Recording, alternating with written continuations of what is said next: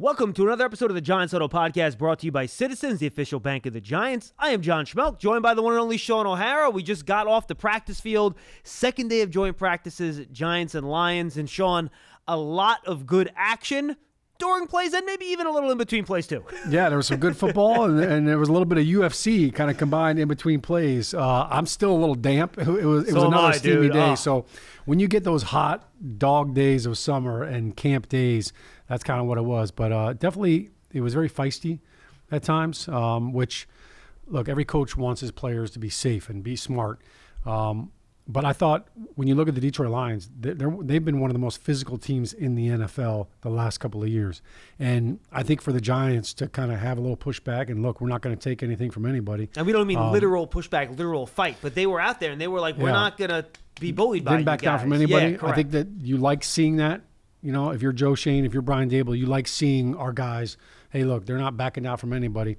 There was some stuff that was just ridiculous, and there's no place for football for punches being thrown, and guys are wearing helmets, plus a guardian pad on. Like, what are you doing? You know, we're not boxers. Don't be that idiot. Don't be that meathead that's out there. But I will say this. I thought Detroit was typically the instigators with a lot of that stuff, which was shocking because I know Dan Campbell, like he preaches toughness, but do it in between the whistles. And last year we had a joint practice with them. We had zero issues whatsoever.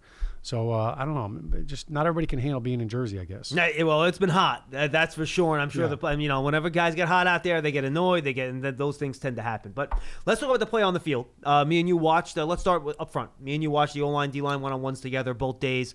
And look, we've seen in past iterations of this, Shaun, well, those drills don't go well for the Giants. And it's one of the reasons why the franchise has struggled over the last 10 years. They don't.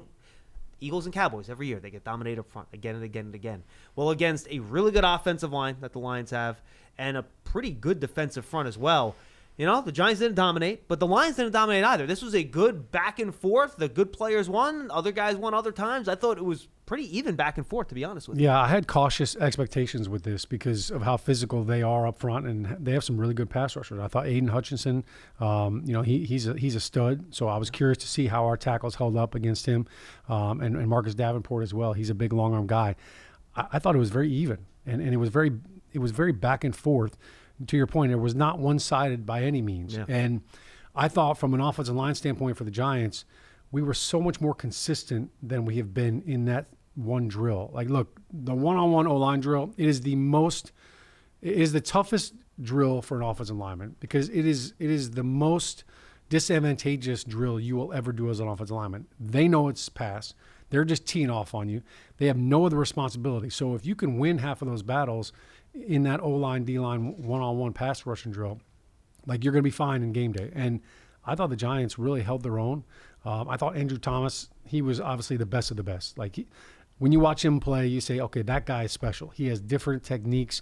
He's so athletic and he's so strong, and he just looks so graceful in doing it. He never looks out of balance. Both him and Penei Sewell look different. Those are the two guys where no one really beat those guys much over the course of the 2 days. Yeah, you could tell those two are kind of in a tier all their own. But there wasn't a huge drop-off, which I think we had seen in the past. And to be honest with you, we would watch one-on-ones last year in training camp, and there's whiffs. Guys getting beat right now. Guys were not getting beat right now. There weren't any whiffs. There weren't any lookout blocks, which is good. And that's obviously improvement, and that just goes to show where this offensive line is as a unit and as a group. But I think that their technique has really helped that as well. So I think Carmen Basillo has done a really good job. In what way, technique-wise? Technique-wise, I feel like when you whiff, it's because you're getting overextended. You're not balanced, which means your footwork is not there. And I also feel like their punches and their hands have been more precise. And that's always one of the things that gets you in trouble as an offensive lineman. If you're punching with wide hands or you're mistiming your punch, you don't really – that's how you try to slow them down and how to get them to restart their feet. I feel like they did a better job with that. So this group, and obviously John Michael Schmitz is not participating. I thought Graham Van Roten has done a great job. I mean, he just came in. He's been here for like 5 days. And he was a guard last year. And he played guard. And all of a sudden he's like, all right, well, I thought I was coming in to play guard. I'm playing center because you guys need that. And he's handled it really well. He's a veteran. He's got good technique. I thought John Runyon was up and down. I thought at right guard, he looked very stout. I thought at left guard, there were times where he would get beat inside, and it just kind of looked like his hands were a little bit off. But I like what he's done overall. He's been a very consistent player. Jermaine Illuminor, obviously, all eyes have been on him because, look, we're counting on you right now with Evan Neal on the shelf. Like, you're going to be the right tackle until he comes back until he earns a spot back on his team. And he kept getting Hutchinson. I mean, he had the toughest matchup. He and Hutchinson were, I think Hutchinson followed him to the Gatorade booth too. Like, they were just a tandem, and so what great work for him. I think what Jermaine showed is he's got a really good anchor. He's got a lot of power. Like, that's not his issue. His issue is really he struggled with the spin move. And Aiden Hutchinson got him on one of those. We've seen Brian Burns do a spin move on him, and he's kind of struggling with that move right now. But overall, I like Illuminor's mindset. After every practice, I feel like I've had a chance to go over and talk to him, and all he wants to talk about is that one play he got, or this one play. And by the way, he was winning some of those reps against Hutchinson too. Hutchinson didn't pitch a shutout here. No, there was a couple times where he locked him up and sat him down, and so that's good to see. So, much more consistent protection in the one-on-ones. I also thought, in the run game, we'll get to that later on as well in some of the team drills. I thought they were very productive, and I thought they were very stout. There were some clear opportunities where they actually moved the guys up front. There were some creases, there were some holes, there were some run plays. I saw Tracy actually bounce a run play yesterday. I think I pointed out to you. I'm like, man, he pressed the hole and he kept the front side. It's been a while since I've seen a running back really press a run front side and be able to continue it. So I thought the offense was really consistent, and I thought they were really physical against a really physical front. Yeah, I'm with you 100%. One thing I want to ask you about Priscilla, because now you've kind of seen him coach for a couple of weeks now. You've probably been out to almost a half dozen practices already. I think just the detail and the way he teaches, it's cerebral, and he really gets in fine-tuning technique and vision, what you're supposed to be looking at, and the way he kind of talks to these guys as individuals after each play. I want to get your take on that. And then the other thing I've noticed too, especially with the tackle, Shaun, I think they're setting much more vertically. They're giving themselves some time to get in position where for fans will know you set, vertical sets, you kind of set back away from the defense, which gives you some time against speed rushers. You're not going to get beat right away that way. Now you have to be able to anchor so you don't get pushed back into the quarterback. But I feel like the vertical sets for you guys that you have out there at tackle probably helps that group. And if Evan Neal was here, I think it would help him too when he gets healthy. But those are the two things about Priscilla that have really jumped out at me. Yeah, I think it's obvious that the footwork, it looks good. The tackles look cohesive. They look like they're getting to the intersection point in a different timing, in a different way. But I think with Coach Priscilla, what I've really just seen is his demeanor is really good for these guys. Like the way that he coaches them, what he's demanding of them. And as an offensive line unit, you kind of take on the personality of your O-line coach. And Pat Flaherty, Flats as we used to call him, he was tough as gristle. And he expected that of us. And he rode us hard at times, but he also knew when to kind of, all right, I'm gonna step back a little bit, let you guys figure this out.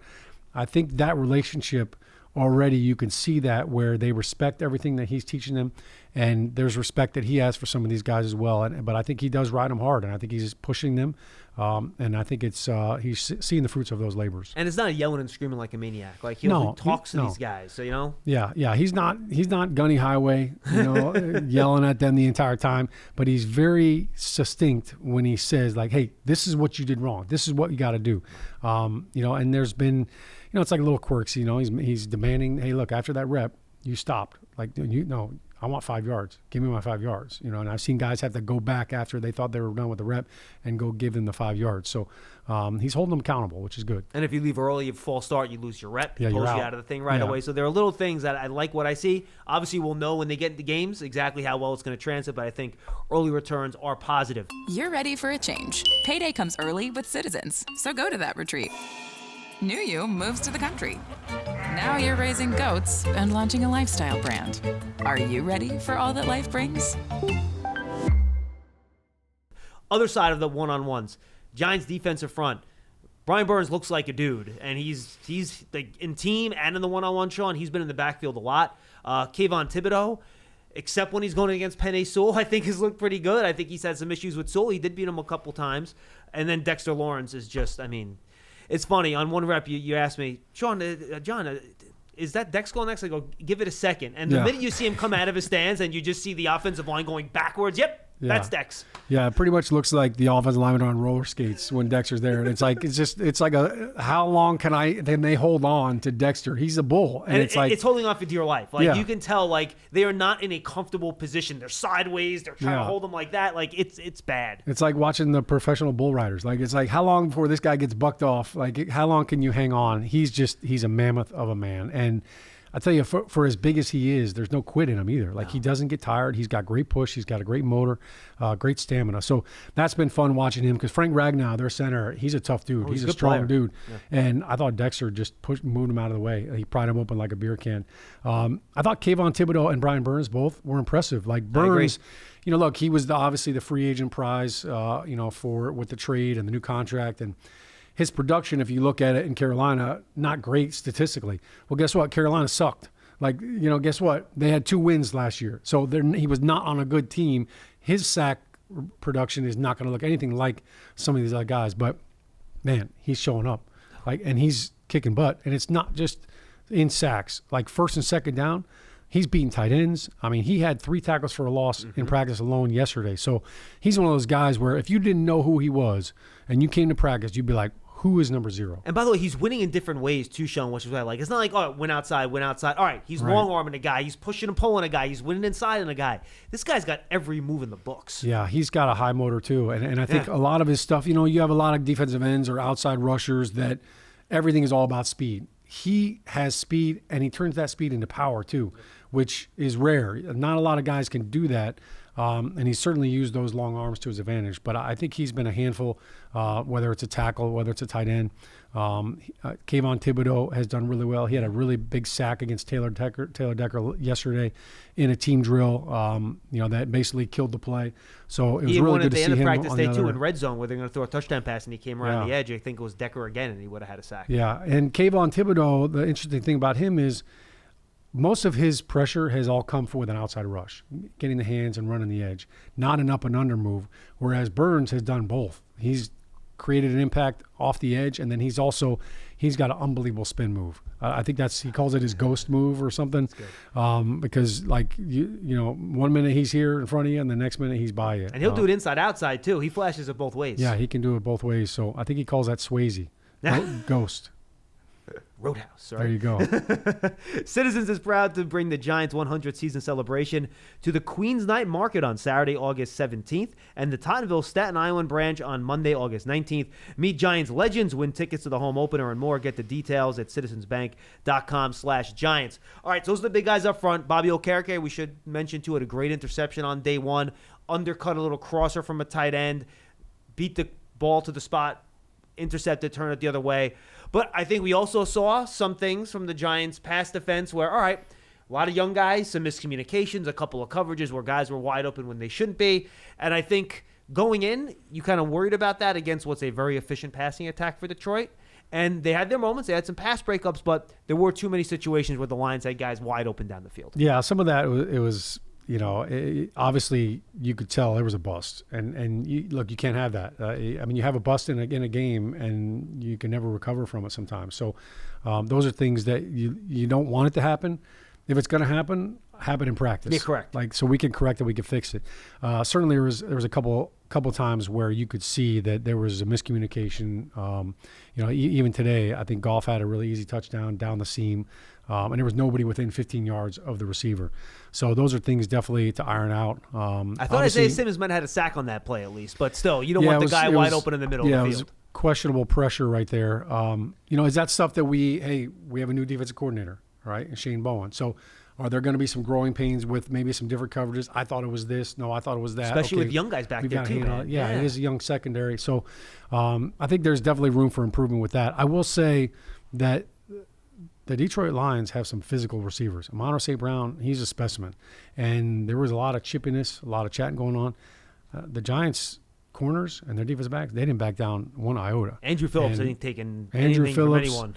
And Tyler Nubin, he's been pretty physical as a rookie as well. So I thought those guys, they were not backing down from these receivers.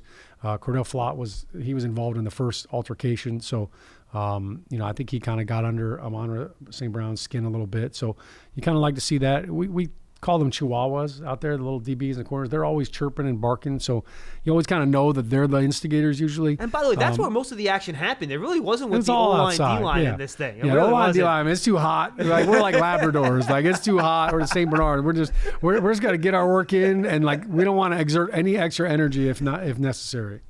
I love it. Then the other side of the ball, Shaun, look, and he's a rookie, and I don't want to, go nuts here. No one can cover Malik Neighbors, man. Go nuts, dude. He is contested catches, running past guys, run after catch. Everything we thought he was coming out, he continues to check every box. They're running doubles at him. He's still catching the ball on the sideline. That kid is something else. Yeah, I don't think there's an accolade or an adjective you can use that is going to oversell him. I mean, he has been as advertised. Coming out, obviously, the big question was, do we trade back or do we take this kid? This kid is a game changer. He's a franchise changer. Daniel Jones has never played with a receiver like this. He's never had a guy like this that I could put the ball pretty much anywhere in your vicinity and you're coming down with it. And you could see the confidence and his willingness to throw into coverage when it's Neighbors, because and we saw this. Remember his rookie year when he had Golden Tate? Yeah. And he would throw those slot fades to Golden Tate and he would catch him in coverage because you trusted him to make the play. You're seeing that. And Malik Neighbors is a lot more athletic at this stage in his career than Golden Tate was when he was here, as his career kind of wound down a little bit. Yeah, I think if you're a defensive coordinator and as soon as you see this guy in the game, you're going to know he's a problem. He's a problem. If we have one-on-one matchup and I'm Daniel Jones, I'm throwing him the ball. I don't care if it's a quick throw. He's going to stiff arm the corner. He's going to run through the safety. He's got some real like feistiness to him too. He's physical. He's not just, hey, I'm trying to be an elegant receiver and I want to be finesse. No, he's got some power to him. And I think when that ball is in the air, like in his mind, that is my ball. Oh, yeah. Like he's going for it. Like you don't even have a shot at deflecting it or batting it out. He's got a really strong hands. He's got a strong upper body. He's built. He's ready. He's ready to rock. So I'm excited to see him now do it in the game. We've seen him do it in practice. Today, he had a phenomenal catch. Daniel Jones threw the ball up high. He climbed the ladder and basically jumped over the corner and just snatched the ball right away from him. He mossed him. Yeah. And that, I mean, those type of plays, we haven't seen receivers make those plays consistently since Odell Beckham did it. Yeah. It took Odell Beckham a little longer to get to that point. Neighbors is already there. So, I think we saw him in a little bit of a fisticuffs out there, and I'm thinking, just whatever you do, don't hurt your hand. Don't break a hand. Like, we can't have that. Like, that would be the worst thing to happen right now. But if you're Daniel Jones, you've got to be ecstatic about the fact that you have this guy now, and he's making everybody else better. Look, if you're Jalen Hyatt, like by week 2 or 3, they're going to be dictating coverage to him. And now I'm going to get one-on-one opportunities. Everybody else is going to benefit from this guy. But I think he's also, like the Giants, they've needed an explosive guy. They've needed somebody that defenses have to fear. And obviously no Saquon Barkley. Now you have a guy in Neighbors that can handle all that and can bring that to the table. I think that's exactly what the Giants offense needed. You love turf. You're good at it. So you start a turf biz. Business grows, your savings grow. Become the most celebrated name in turf. Are you ready for all that life brings? I want to throw a couple laurels at Daniel Jones. I thought he's had 2 of his better days of practice against a tough opponent in Detroit, Shaun. And we all kind of saw him. It was never physical with him. He would move around well. He would run. He was fine. But I just felt like the timing in the passing game wasn't quite there yet over the first 10, 11 days of practice. Yeah. I thought he just was letting it go a little bit more against Detroit. I don't know if it's seeing another jersey where he's just like, all right, this is it. Now I'm going. He was on point, accurate, on time, good velocity. I thought Daniel looked really good in both practices against Detroit. He has looked so much better this week. Last week I felt like the offense, not just Daniel Jones, the offense was clunky. It just felt like, man, they were tripping over their shoelace and fumbling the ball, and it looked like the Bad News Bears at times. I thought that they did a great job bouncing back. And 0 turnovers, by the way, in both. They didn't turn it over once against the Lions in either practice. Yeah, that's great. And there was a couple of balls that probably should have been caught, but I think it was they definitely look more functional. They look cleaner. Daniel looks more confident in these last 2 practices. Yeah. And to your point, like the ball, I think is coming out. I think that first week, it was a little slow. The whole thing was a little bit, just a tick slower than it should have been. I think the urgency was ramped up a little bit. Obviously, the energy when you're practicing against another team ramps everything up. But he has definitely looked better. I think for him, it's great to see him struggle and not do well, and then shake it off and come right back and hey, put it behind me, moving on.